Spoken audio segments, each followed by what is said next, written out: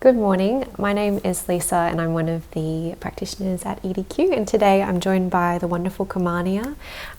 We will be speaking about a few different things, including Kamania's experience of the ED, stereotypes of eating disorders, and also talking about some ways that we can improve and work past those as well. So thank you so much for joining us today. It's very exciting to talk to you. Did you want to introduce a little bit about yourself? So I'm Kamania. I've been coming to EDQ, I think, for about 2 years now. Yeah, I've been to a heap of the groups, peer support group I love, and it's just such a wholesome place, and it's really helped me with my eating disorder journey and learn about advocacy and who I am as a person. And so I know that one of the first kind of questions that we had for you today was whether you'd feel comfortable sharing a little bit about your experience and your eating disorder journey so far. Yeah, definitely. It's been a bit of a long one. When I was about 15, in hindsight, I can see now that I probably had a restrictive eating disorder, but didn't realize at the time. I was in high school, just struggled with making friends, figuring out schoolwork and staying on top of everything, and just how difficult school is really.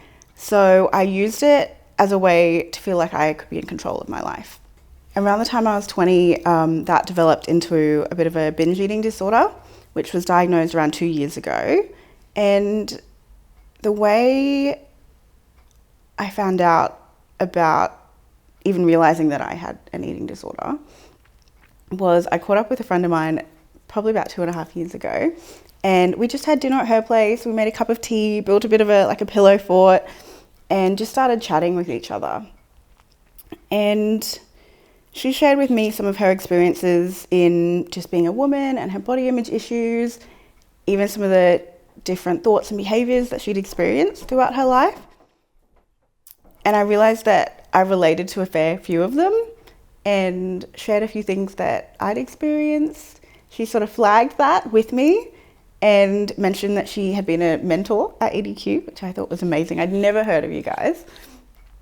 And that was sort of where the journey started, about learning that I had an eating disorder. Wow. And it sounds like such a lovely way to connect with a friend, and also to be able to feel safe enough to have that conversation with someone. And so great to hear that it's what led you to us. And would it be okay to tell us a little bit about maybe the first time that you felt like your relationship with food was disordered in some way? Yeah, it was, I'm pretty sure it was in high school, when I saw sort of all the other girls. A lot of them were sporty, and just for different things like formal, and even just fitting into their uniform, wanting to look a certain way. And I realized that I didn't really look like them, and I couldn't relate to the issues they were having, but it sparked something in me, and I think it really triggered some of the initial body image thoughts. Even though in the end my eating disorder ended up being more about control, it's still a part of sort of how I live with my eating disorder, is the body image side of things. And I guess on that, when you couldn't see yourself in some of the people around you, would it be okay to tell us a bit about the stereotypes that you've noticed, whether in relation to how eating disorders are represented, or I guess anything that might have impacted your journey? Yeah, definitely. Well, I was really lucky in that once I had this conversation with my friend, I sort of did a bit more looking into binge eating disorder and what it was, because even in school, I'd only thought of it as sort of people overeating or emotional eating rather than actual disorder. And so when I went to my GP to chat to her about it, I ended up in tears, and I didn't realize how emotional it was for me. I thought it was just sort of little things that I do here and there that surely other people do as well. But when I spoke with her, she was so supportive, thankfully, and was able to write a letter to my psychiatrist, who I'd been seeing for a while. And he confirmed that I had atypical binge eating disorder, which for me was quite confusing with the atypical, because I thought I was still really hesitant about even having binge eating disorder, thinking if that was real or not, because I'd heard of so many different restrictive eating disorders. And so coming to terms with the fact that binge eating disorder and people in different body shapes and body sizes can have an eating disorder as well was really confronting, because I hadn't really seen that in the media. I hadn't seen it at school. I always thought that eating disorders were sort of a rich white girl, sporty girl model sort of issue, but realizing that essentially everyday people like, I identify as African American, and I never realized that I could have an eating disorder because of how squishy I am, because of my culture, because I was never into athletics or didn't really care that much about appearance. So it really kind of tricked me when I realized that eating disorders aren't always solely about appearances. Yeah, that they can be about anxiety and control and almost creating a bit of safety in a way is something that they can be quite manipulative around. What kind of purpose do you feel like your eating issue was serving you at the time? Yeah, I used it a lot for control and for feeling like I had something I could rely on that was always there, even if I had issues with friends, even if I was struggling with schoolwork or teachers or bullying, or if I was just feeling really down, it was something I could do to cope. And now I've learnt that eating disorders are very similar in many ways to addiction, whether it be restrictive or binge. And having experienced both, it's interesting to see the way that they can play out in life. So now I'm a lot more mindful of that and how it shows up in my life or doesn't show up. Yeah. I guess when you were talking about receiving that diagnosis and, like, first of all finding out that you even had an eating disorder, let alone it being like an atypical eating disorder, would it be okay to tell us a little bit about what that diagnosis looks like or means? Yeah, it was really confusing for me to begin with, still coming to terms with the concept of binge eating disorder, that it wasn't just people being lazy or reckless, and that coupled with the fact that, it can be emotional eating, but recognizing that at a certain point it is unhealthy and it is disordered eating or an eating disorder, and realizing that there's support out there. What would you suggest someone to do if they don't necessarily feel safe with their GP or don't feel like their first point of contact maybe is very well versed on eating disorder support? Yeah, definitely. It can be really difficult with eating disorders and whether it be getting a diagnosis or just recognizing that there is an issue there to work on. As you said, I was so lucky between my GP and my psychiatrist. But I highly recommend, shopping around a little bit, like finding pracs, whether it be dietitian, GP, different sort of whatever clinicians you have or are hoping to have to support you around eating disorder recovery, to ensure that they're knowledgeable, that you feel safe with them, that they're people that do validate and hear your experiences and your needs, because there's no sort of right or wrong way to experience recovery or to receive support. Some people do need a sort of tough love approach. Some people need a lot softer, depending on their lifestyle and what works for them. But making sure, like, safety and feeling that you can share with them and be honest, especially through those tough times, is so important. And the Butterfly Foundation, I know there's a few other organisations, but the Butterfly Foundation is a beautiful place to go to. I think they have free counselling, but they also do referrals. They have a ton of information if people are just curious or sort of want to provide information to friends or people they care about. And that's a really good service as well. I wonder, when it comes to your experience of culture and identity in relation to some of those stereotypes you were talking about, did that impact anything on your journey or definitely reaching out? Yeah, thank you. I know that even just within sort of my relatively immediate family, now I can see that a lot of them do have disordered eating, undiagnosed, and it's hard to see that. It's hard to watch that, knowing what I know now. But also my I have a lot of family in the US, and they're solely African American, which I'm in contact with, but not a lot. And it's interesting comparing sort of me being in between my white family and my African American family and not quite fitting into either, but definitely being the biggest and the squishiest here in Australia, but probably the smallest in my African American family, and not quite knowing where I fit within that has been really confusing, being like, well, I'm not, don't fit into the sort of restrictive side necessarily, or the full on binge side, but still recognizing that there are different eating disorders in the middle. So I have a cyclic sort of eating disorder where I can go from binge to restrict to binge to restrict. And not many people know that there are eating disorders that can be like that. And when it comes to your experience of body image, and I guess where you're at in your journey so far, what's been helpful for you in terms of navigating all of these things? EDQ has been amazing. I've been to so many peer support groups and events, and now I also have a lived experience dietitian, which for me has just been incredible.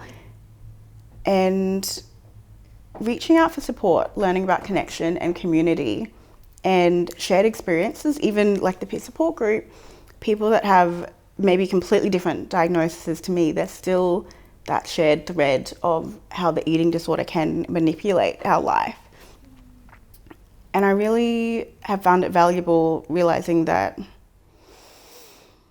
everyone needs different types of support because of the different cultural aspects, and even different ages, different sexualities, different triggers. There's so many different and alternative ways to help yourself and learn to help others as well, along with recognizing where sort of diet culture is in the wider world and learning to step away from that. EDQ's helped me personally with advocacy, and one of the biggest things that if I've gained anything positive from the eating disorder, it's been giving me the space to learn about myself and be deliberate and learn what I want in life, who I want to be around, my values, what I do in everyday life and why I do it. If I do buy into diet culture or other sort of autopilot areas of life, now I have the power and the knowledge to be able to choose if I interact with that or not, which can be scary, definitely, but it's really helped with my confidence and feeling grounded in who I am. Yeah, which I think I have many friends from EDQ who also, feel like they know themselves better now, having started recovery and being on that journey. Oh, that's wonderful to hear, and it's such an ode to all of the work that you've been putting in for yourself, and also acknowledging too how much of a leader that you are in this community, and all of your advocacy work. I wonder, is there anything that you feel like we could still improve upon, like either in this field or even in society in general, when it comes to what still needs to change? Yeah, definitely. I think that recognizing all the different intersects that eating disorders can affect, like whether it be queer people or people with disabilities and other sort of minority groups, even how, it can impact men as well, but it just isn't spoken about. How so many different eating disorders and branches of it are almost congratulated in society. I think we really need to recognize that, whether it be in the sporting field or modelling, and realising that there are naturally different body shapes, and everyone has a different sort of weight and size and shape that their body is happy at, and that may change as you get older or as you have kids, or if someone ends up in a wheelchair or has different health issues, and that's okay, that our bodies will change. We don't always have to stay the same in life. We're not, Barbie dolls. And as far as EDQ though, and other sort of amazing services, I think just keep going to events, and for individuals out there where you feel safe, have conversations with your friends and with your family, and realize that it's okay. Like, some people won't want to change, won't be ready to recognize how their behavior either impacts themselves or others around them. But where possible, being a safe space for other people to learn and to grow. And I know that so many of the participants at EDQ do advocacy in their everyday life already. Yeah. And I think finally, before we finish up, I was just wondering if there was anything that you could say to yourself at the beginning of the journey, or to anyone else who might be at the beginning, or even just contemplating whether this is a journey they want to embark on. Is there anything you'd say to support, or any advice you wish that you had? To be kind to yourself, and to learn. For me, self-compassion has been huge, learning that it's okay to have days where you just want to have fun and relax, but it's also okay to have days where you do want to nourish your body and move your body, but being able to do that in a way that feels safe and comfortable for you. And recognizing when it's safe to do so, working to recognize and even just think about why you're doing what you're doing. If you're needing more security or connection in your life, where else maybe can you seek that? Or if you're needing more compassion, are the people around you maybe not supporting you in the ways that you need? But ultimately, being learning about yourself and being kind to yourself, it doesn't necessarily need to be about full self-love and self-acceptance and standing in front of a mirror naked. I feel like that would be extreme for the best of us. But even learning to try to be neutral about your body and thankful for, even if it, I have chronic fatigue, and I have learnt to be thankful for all the little things that I can do. And when I have energy to do this, I'm like, awesome. Yeah, just where possible, being thankful for everything your mind and body does for you, even if it's difficult, even if life isn't perfect. Oh, yeah, such wise words, and such great, words of support as well for anyone out there, because it is a really common experience that, like you were saying, eating disorders exist on a spectrum and they don't discriminate, and having that representation and diversity of experience is so important. So thank you so much for speaking to that so beautifully. Any final words or thoughts, reflections you wanted to share? Just that it's all right to be curious, to learn about yourself and your needs and your wants in life, whether it be in relation to boundary setting, or paying attention to your values and where you get joy from life. A big part of my recovery has been learning where I do get joy. Yeah. Oh, and that sounds like such a wonderful way to come back home to yourself and to get to know yourself, like you were saying before. Which is, oh, well, thank you so much for coming on and sharing your words with us and your time with us. We're so honoured to be able to speak to you today. Yeah, my pleasure.